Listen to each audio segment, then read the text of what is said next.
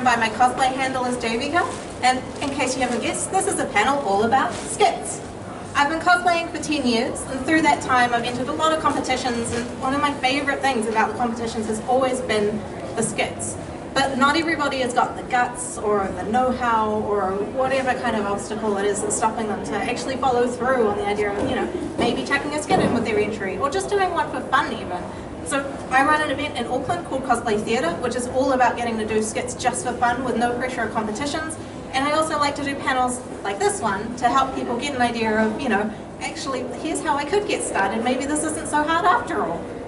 This is also a repeat of a panel I did a couple of years ago, so if there's anything in here you've heard before, I'm sorry if it's not new news to you. But anyway, we may as well start at the very beginning, which is what is a skit? In the context of cosplay, a skit is a short performance that you act out either in front of a live audience or on video. There's a big trend these days of doing short skits for YouTube channels. You see people like Corridor Digital and Rocket Jump and all that kind of thing doing cosplay skits in video form, which is really cool. In conventions, we don't quite have that facility to do that, but we can still have a lot of fun with it. And just like with movies and YouTube videos and all that jazz, skits come in a variety of genres. And with those genres, even more subgenres. We're going to just look at the broader genres today rather than go down too nitty-gritty, but I mean, Google's a thing, YouTube's a thing. Start searching for your genre of choice and barreling down from there, and I'm sure you'll find plenty to look at. For starters, let's talk about the most comfortable genre for most people, which is comedy. As a genre, this is great because it's easy to engage your audience with humour, as opposed to trying to engage them with drama, which sometimes falls flat. The flip side of it, though, is that it can be a little bit hard to write jokes that people will get, especially if you're theming your skit around the subject matter. If you were doing a skit about Persona 5, for example, I can guarantee maybe 3 people in this room would know what jokes I was making. Sometimes it's a good idea to try and diversify your content a little bit so that people will still understand the jokes, even if they're not familiar with the subject matter. One thing that works really well with this example of mine that I'm going to show you is that it relies on a shared context that everyone in the audience has, which is Armageddon. Theme being that everybody in the room will know what Armageddon is like, and therefore will find, hopefully, this skit funny. This is one we did a few years back at Christchurch Armageddon, I think, maybe 2010, so not a new one. But it works at Armageddon. It wouldn't work at an open mic comedy night, for example. Carly, if you could play this one for me. Everywhere.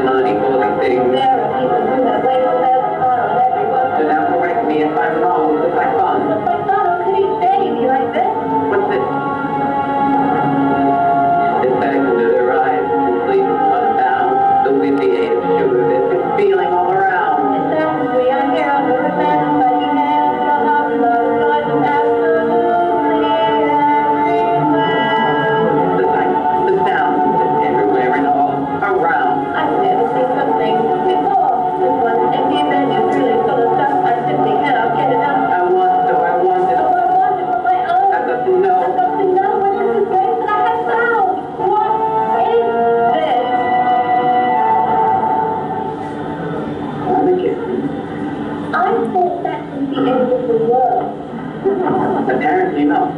Look at this. Oh, they're having a pillow fight. Elizabeth, what was it? She needs another opportunity to beat living daylights out of people.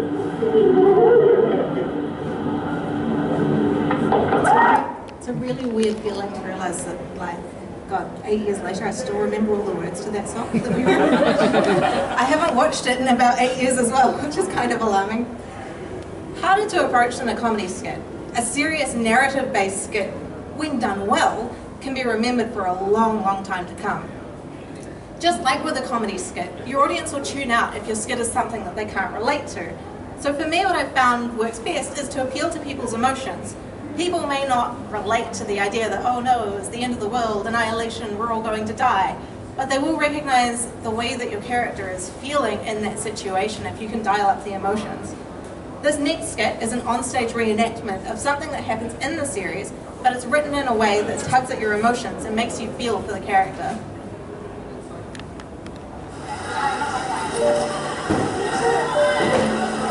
Welcome, everyone, to tonight's performance. This song is dedicated to two people I love. I've titled it Clover.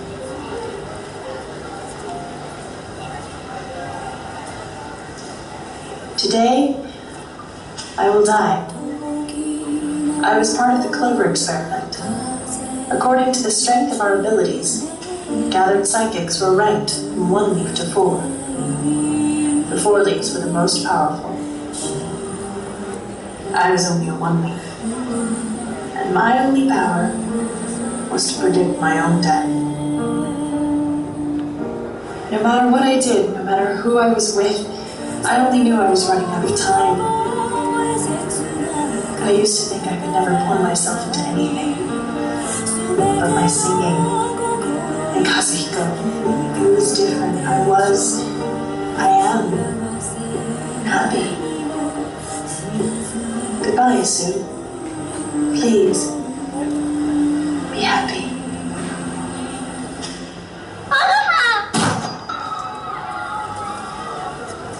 They say 4-leaf clovers bring happiness, but please, keep it a secret.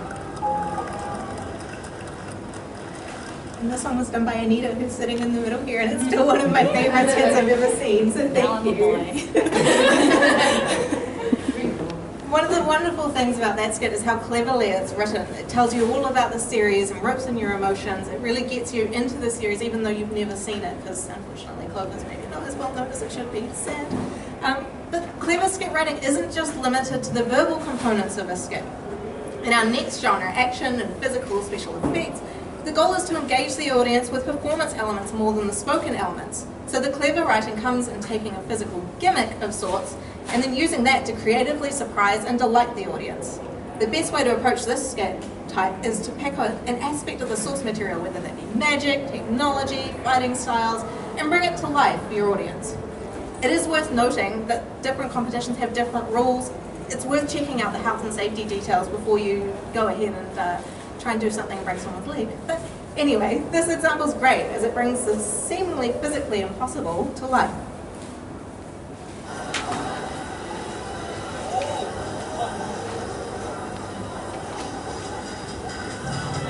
Hello and welcome to the Aperture Science Computer Aided Enrichment Center. We hope your brief detention in the relaxation vault has been a pleasant one. We are now ready to begin the test.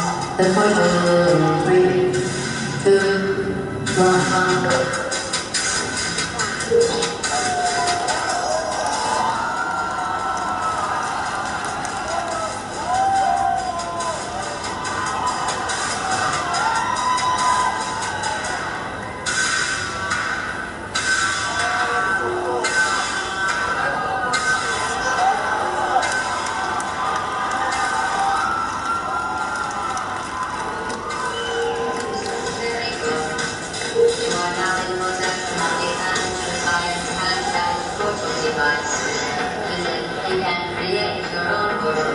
As part of our required test protocol, we will not monitor the next test chamber and will be entirely on your own. Good luck.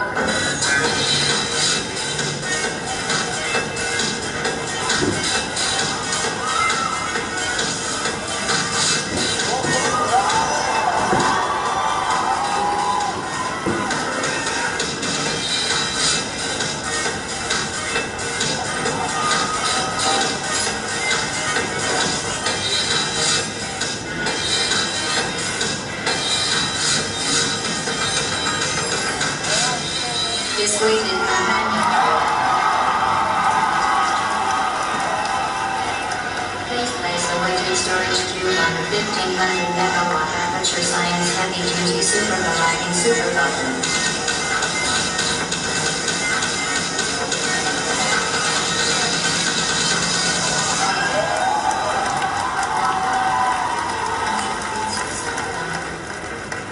We have a lot of tests to do.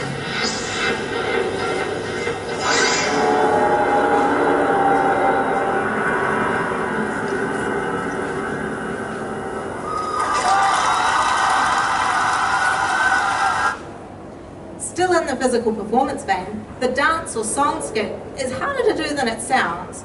The three key things to remember for these skits is relevance, originality, and performing well. Don't just dance for the sake of it.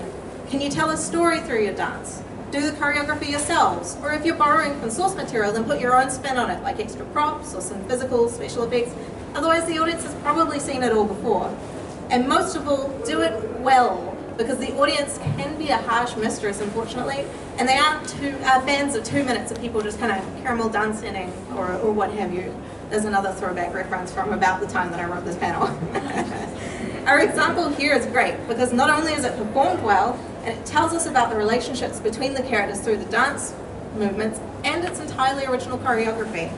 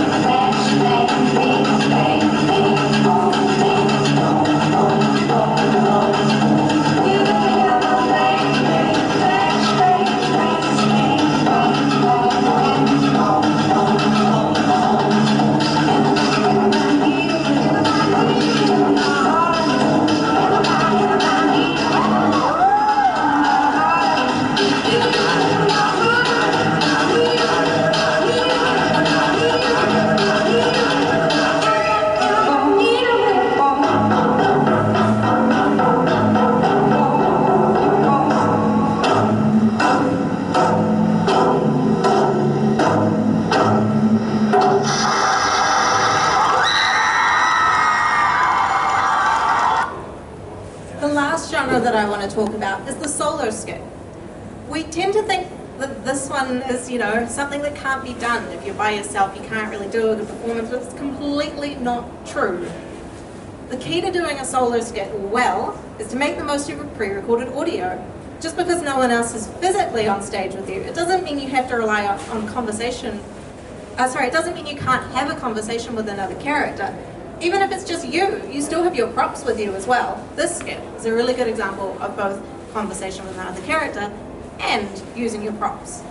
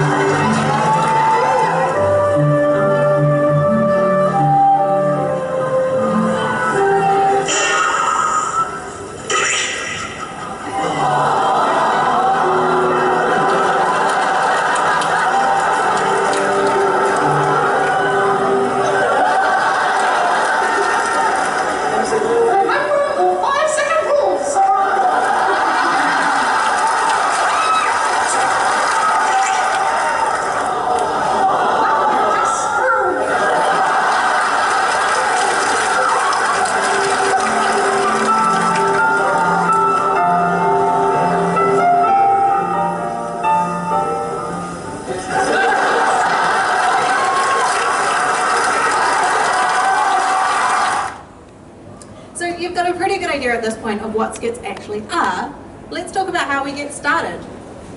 The key to remember is that it's a little bit like writing a story. You need a beginning, a middle, and an ending. Having a theme to work with kind of helps too. The coming example I'm going to show you riffs off a popular meme at the time, for example. Using the time limit can actually be to your advantage as well. It's very easy when you're writing a skit to kind of keep going and going and going.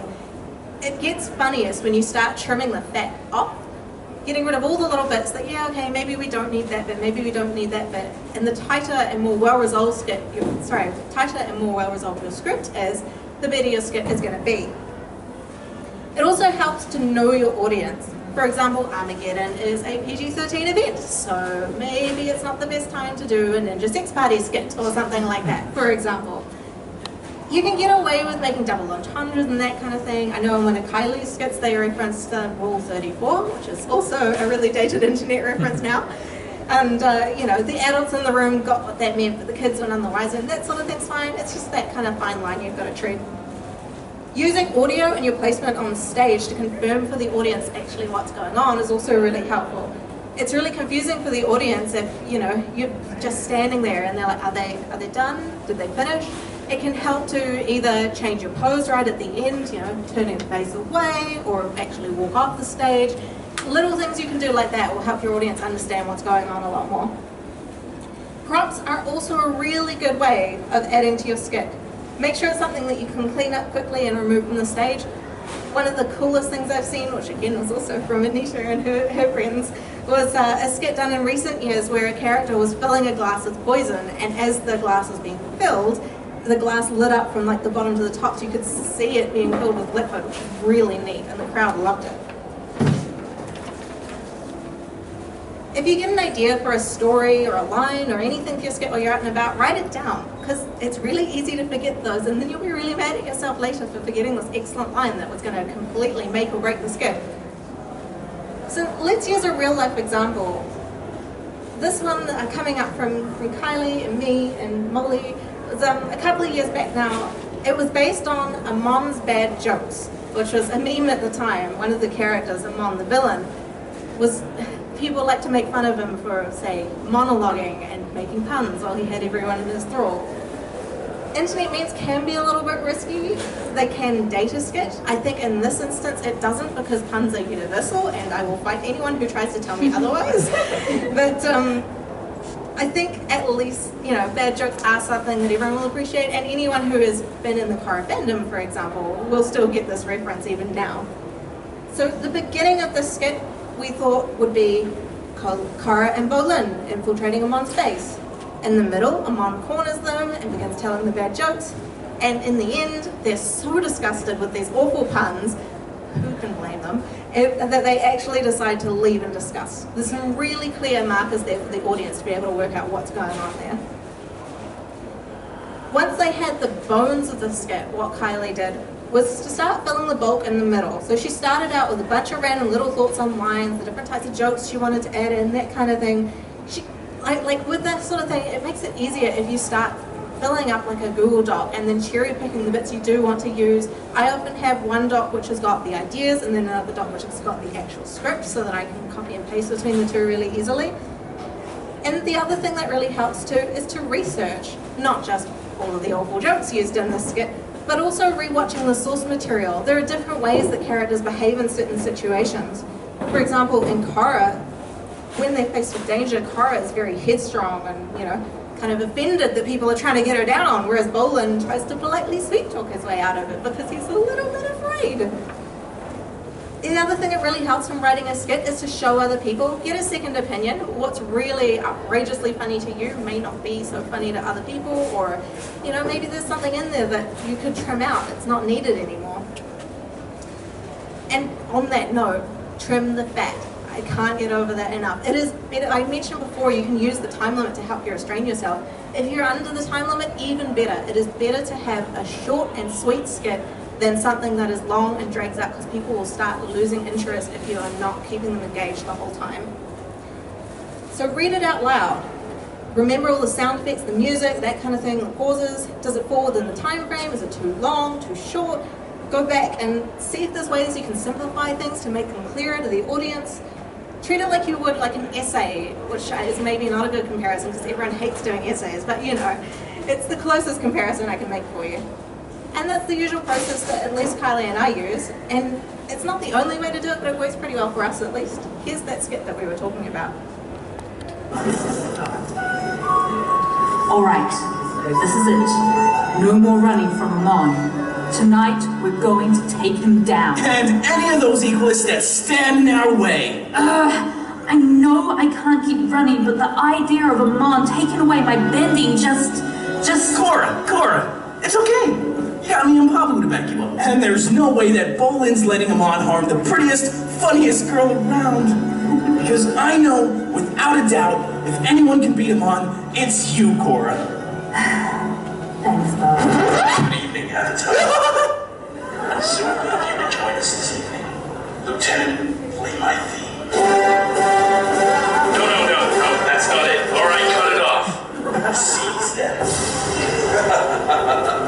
Don't be too quick to fight back, Avatar. Remember, my equalists are expert G-Block. Look, Mr. Amon, sir, this is really nice of you to go through all this trouble to greet us on your spooky PA system. Welcoming you this way is only the beginning. Tonight, Team Avatar is going to be the first to hear what I have been planning and working on for months. What are you up to, Amon? Folks, I have a lot to say about the final pro bending tournament. You see, the Wolfbats weren't breaking rules. They were bending them. Bending them. What did my parents say when they died? Help! I'm on fire. Because firebenders kill my parents. This is awful. So, it seems Asami is jealous of Cora. No! Stop it! At least she won't get bent out of shape. Because she's not a bender. Is this thing on? Lieutenant, this is a tough crowd. That's enough, Amon. Is this seriously the big threat Republic City is worried about? I'm the Avatar. The Avatar. I don't have time to mess around with someone doing amateur. Are you kidding me? This guy knows his stuff. What did Cora and Mako do on their date? Let's get out of here. Come on board. But I wanted to hear. Anyone? They went bowling. Waka waka. Oh, so funny. One of the things that really makes that skit is the audio, and audio is another really important part. All of these things are important, who am I kidding? If you're unfamiliar with audio and you're interested in learning a few tips and tricks, I've got like an info sheet put together by our friend Maddie, which is on my cosplay page at the moment. If you want to go find it, my cosplay page is Jayveeka. That's it there. Don't expect you to read it in the next 5 seconds while it's still on screen. Go find it later. But in any case, you can use any program with audio capabilities to edit your skits and to record them. I use GarageBand just because I use a Mac that came with it, but Audacity is a really popular one that's free and it's really well known. There's lots of tutorials and that kind of thing out there. Really, what matters though is not what software you use, but what you do with it. There's 3 main factors that contribute to the audio of a skit. That's clear audio, distinct voice acting, and music or special effects. Clear audio is important because the audience needs to understand what you're saying. There are a few easy tricks that you can do to help on this one, some more obvious than others. First, one of the obvious ones, record in a quiet place. If there's someone watching TV, ask them to turn it off for half an hour. It'll reduce the white noise and it'll make your audio way clearer. Secondly, use an external microphone rather than the built-in microphone on your machine. Built-in mics always sound tinny, and whether you use a SingStar mic, if that's even a thing these days, or a $10 cheap one from, I just about said Dick Smith, that's also like a 10-year-old reference, you'll get way better sound if it's an external mic.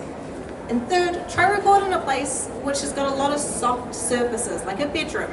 These soft surfaces absorb noise and echoes and reverb, which also helps reduce white noise and tinniness. If you record in, say, a bathroom, it might be quiet, but you're going to get all of the sound you're making go ching, ching, ching off the tiles and the hard surfaces, and it's not going to work out well for you. You'll also need to watch out for particular mouth sounds that the mic tends to pick up, like puff noises are really fun to work with because they're really easy to catch badly on the mic. And peaking is another thing which makes the audio go bad. It's when you talk so loudly that the mic starts to kind of crap out on you, and I can't even replicate it on this one. It happens all the time on computers though. But again, all of those details are on that handout that I talked about just before. Distinct voice acting makes it much, much easier for your audience to follow your skit. When watching you on stage, because you're lip syncing, it can be hard to see whose mouth is moving, and if all the voices in the skit sound the same, then it's even harder for people to tell which character's talking. If you have a male character in your skit and you're a soft-spoken lady, get someone with a stronger, deeper, more masculine voice. If you have 3 characters in your skit, get 3 different people to voice them. Or, you know, if you've got one person voicing 2 people, make sure that one is really, really distinctively different from the other so that you can tell the difference between the 2. The other make or break factor is background music and special effects. When you watch the source material, they always have music in the background and special effects, sound effects, and that kind of thing. And when the characters swing their swords, it goes clang, but in real life you don't have that option. Fortunately, with pre-recorded audio, we can make that happen. It transports you from being just some random people dressed up in costume on a stage to being in like a real situation, fake real situation, something that people can see as being more than just someone on a stage. Using music from the soundtrack or the source material is great because it's always going to be the right kind of tone for what you're going for, but any kind of instrumental music with the right mood will work, and you can find free sound effects online, like on YouTube or other websites. They're really good to add a little bit of oomph to your skit. The only thing is to be careful to make sure that you keep the music and the special effects quiet enough so that they don't drown out your dialogue. As an example, here's a snippet from a skit we did a few years back where I've gone back and I've deliberately redubbed it badly. I've removed the music and the sound effects and redubbed the audio with just one person's voice for all 3 characters. Your father's been so worried and tall grass, 3 rupees. I detect that this upsets you. Oh, I'm used to it by now. Link's mind always wanders. He's such a daydreamer. Only green ones stink. I understand where Miss Zelda is coming from. Even though we are on a quest, 87.5% of the time he insists on mowing someone's lawn with his sword. Don't worry, Kikwi, I'll save you. Oh, it's not just that. He has this odd habit of chasing moving objects or doing odd jobs. You know, I found him dusting someone's house once. So when you watch it like this, the skit's kind of flat. It's hard to tell who's talking. You can barely tell that Link's chasing a chicken in the background, whereas when we jazz it up a little bit... Zelda, I'm so glad we found you. Your father's been so worried and tall grass, 3 rupees. I detect that this upsets you. I'm used to it by now. Link's mind always wanders. He's such a daydreamer. Only green ones stink. I understand where Miss Zelda is coming from. Even though we are on a quest, 87.5% of the time he insists on going someone's lawn with his sword. Don't worry, Kikwi, I'll save you. Oh, it's not just that. He has this odd habit of chasing moving objects or doing odd jobs. You know, I found him dusting someone's house once. So the music here tells us it's a light-hearted skit, and the sound effects tell us what Link's doing in the background, which is where the comedy of the skit is coming from in this case. And even though I voiced both female characters, I put on distinctly different voices for them, and even use a voice changer on fees, so they sound like they're different people. The difference between the two is hopefully pretty obvious, and I really recommend people develop their audio like this for every skit that they do. Having great writing and audio makes a huge difference, of course, but even the best skit in the world can fall flat on its face if you don't perform it well, which leads to our next section, performance. So you've written a great skit, you've got a fantastic recording with sound effects and music, but you're in the judging room and on stage later and you've forgotten to practice. Solo entries or groups, everybody needs to practice their skit. It can take an average skit and make it amazing, and it can take an amazing skit and make it crap if you don't practice. It gets your timing down, it can help you learn the lines better for your lip sync, and the more you practice, the better. One of the advantages of being a solo performance actually is that you don't have to have anyone else to practice with. So if you are doing a solo skit, make the most of that.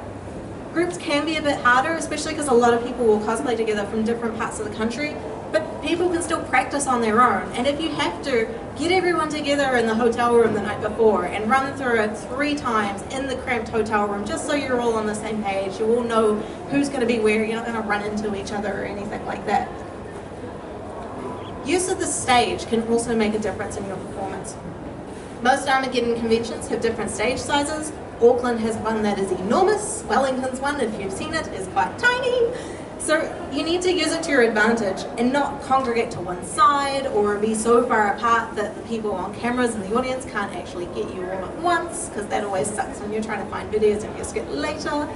If there's someone or like a thing which is meant to be stationary in the center of the stage, then make sure that that's in the center of the stage. It sounds obvious, but it's harder to do than it sounds. And then once you've got that person there, use them as your marker to set everyone else up around them. In the video you're going to see soon, which was me, my brother, and a friend of ours, Stella, a couple of years back, there's a bit of off balance between me and Stella. One of us is off to the side, and it's not that flattering a look on stage. It doesn't ruin the skit by any means, but it throws off the symmetry, and it really would have been better if we'd thought a little bit more about our positions at the time.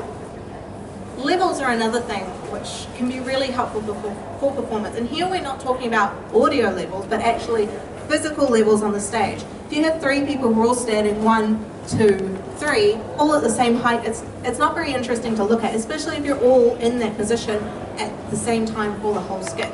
Having people, ducking down or leaning across, up and down, it's literally vertical levels. It makes it way more interesting. It gives a lot more dimension.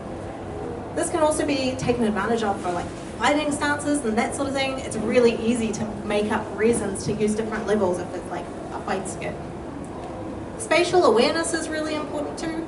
This doesn't just mean being aware of how you're moving, but also your fellow performers and how your props move.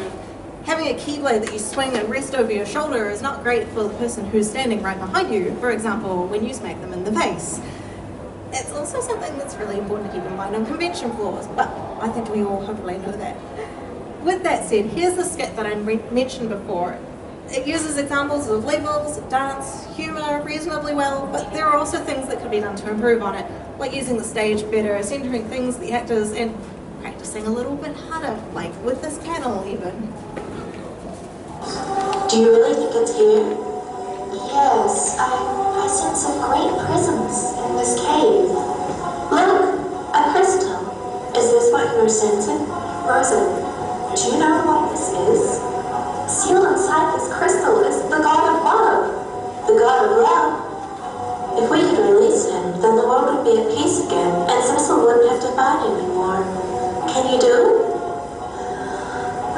The seal is too strong. I don't have the power to remove it alone, and the rest of my tribe is... Oh, Rydia. Well, I'm a mage. I could lend you my power. You'd do that? Okay, well, before I leave, release your magic, and...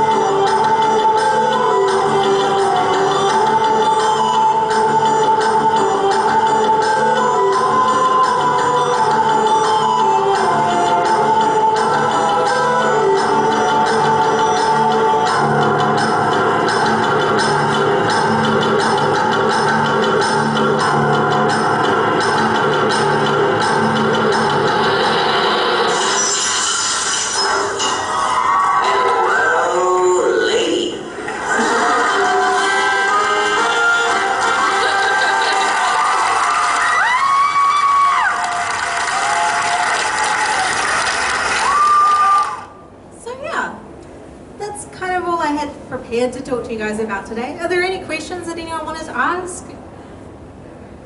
That's always a no. I've asked it anyway, but it's always a no. Oh, in that case, I really hope you guys enjoy Armageddon this weekend. If you're interested in other cosplay events outside Armageddon, I'd also like to give a quick shout out to an event which I'm helping to organise called Play by Play. They're running an event called Cosplay by Play in the middle of April. Wee little cosplay competition, video games, prizes, awesome, exciting. You should check it out if you're into video game cosplay specifically. But thank you all for coming, and I really hope you took away something valuable. Cheers.